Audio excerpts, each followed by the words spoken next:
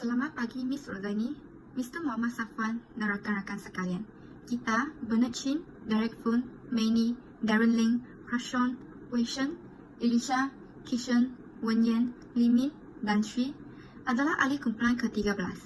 Hari ini, kita akan membentangkan topik kegemilangan kerajaan awal Sungai Batu Kedatua. Sungai Batu Kedatua adalah tamadun tertua yang berada di Tanah Melayu. Sungai ini penting kerana adanya tapak arkeologi pelabuhan kuno yang dipercaya wujud pada tahun 8 Masehi. Ia berfungsi sebagai pusat peleburan bersih, pusat pelabuhan kapal dagangan dan juga pusat pentadbiran pelabuhan kuno. Selain itu, Sungai Batu terkenal sebagai pusat peleburan biji besi. Ia melebur besi sehingga menjadi besi yang berkualiti tinggi sebelum ditempa dan diekspor ke timur dan barat seluruh dunia. Besi ini dinamakan kalai secara umum berwarna hitam dan sering digunakan untuk pembuatan senjata kerana grade kualitinya yang tinggi. Perdagangan ini telah wujud di Sungai Batu seawal 3 Masehi. Tamadun Sungai Batu, juga dikenali sebagai Sungai Batu Purba, dipercayai bahawa tamadun terawal di Asia Tenggara. Menurut pakar arkeologi, Sungai Batu mempunyai kematangan sejak abad ke-6 sebelum Masihi. Oleh itu, Sungai Batu boleh dikatakan seusia dengan tamadun Mesopotamia era kerajaan Chaldea dan juga tamadun Huangho pada era dinasti Zhao. Sungai Batu berasaskan biji timah. Terletaknya tamadun Sungai Batu di kawasan tropika lembap seperti tamadun Maya dan juga Kemboja, sumber air sukar diperolehi. Tidak dapat dinafikan bahawa industri biji timah amat bergantung kepada sumber air untuk berproses.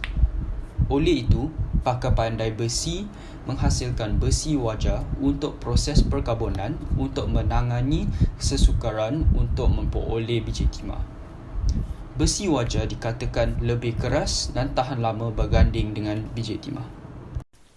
Sumber air untuk Sungai Batu datang dari 3 lokasi, iaitu perigi, air hujan dan air sungai. Oleh disebabkan lokasi Sungai Batu tersebut yang terletak di kawasan tropika lembap, hujan merupakan suatu perkara yang kerap berlaku sepanjang tahun. Manakala air sungai yang membekalkan Sungai Batu dengan air datang dari 11 anak sungai yang terletak dalam lembangan Sungai Merbok. Setakat tahun 2015, Sungai Batu boleh tahan sebanyak 46.31 juta meter kub. Akhir sekali, perigi adalah sebuah lubang yang digali dalam tanah dengan tujuan untuk mengumpul air. Air yang dalam perigi bertindak sebagai sungai untuk penduduk yang tinggal jauh daripada sungai. Air hujan adalah faktor yang penting dalam perigi kerana ia senang untuk penuhkan perigi. Seterusnya, kita akan membincangkan topik penemuan arkeologi.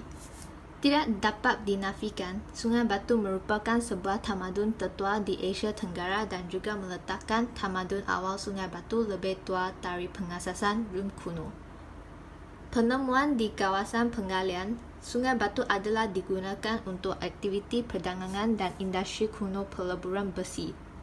Hasil penemuan dari ekskavasi arkeologi menunjukkan wujudnya pusat pelabuhan kuno dan aktiviti perdagangan. Pada tahun 2015, para arkeologi di Sungai Batu telah berjaya menemui beberapa buah kapal kuno yang ditenam di dasar tasik sekitar kawasan ekskavasi. Kapal-kapal yang ditemui sepanjang 40 hingga 100 kaki dan diangkakan berusia 2,500 tahun.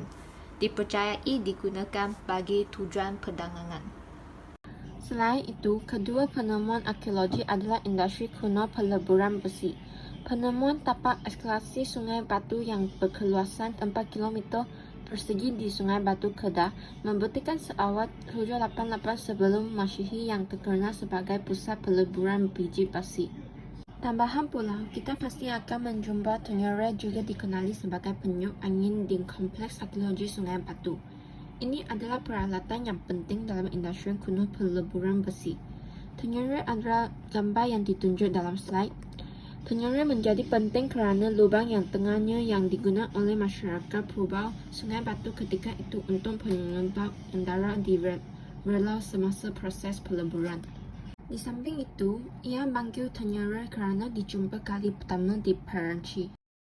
Daripada kajian kumpulan kita, tapak peleburan besi di Sungai Batu merupakan satu jumpaan arkeologi yang amat penting, terutamanya berkenaan dengan Lembah Bujang, Kedah.